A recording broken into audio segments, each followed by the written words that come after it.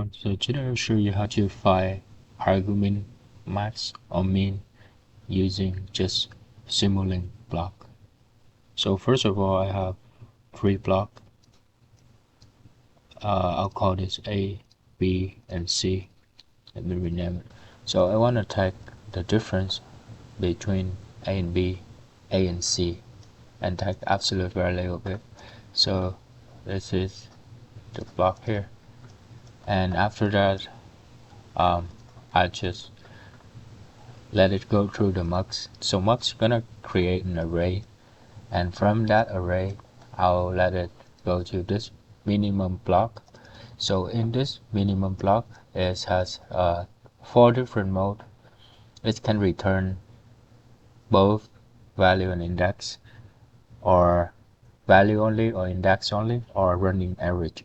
So I just wanna get the index, so I can trace back to get the value of it.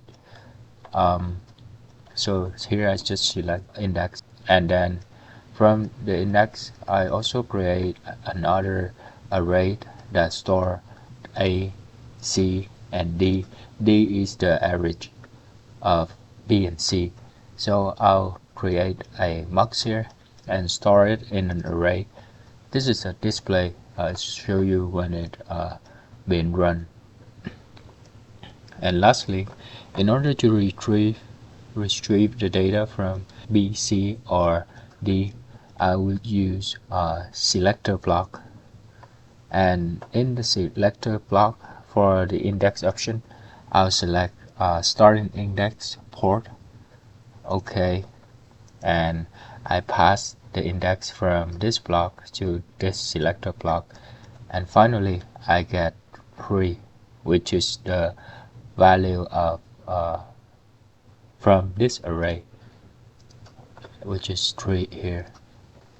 So yeah, this is a way to set up argument max in Simulink.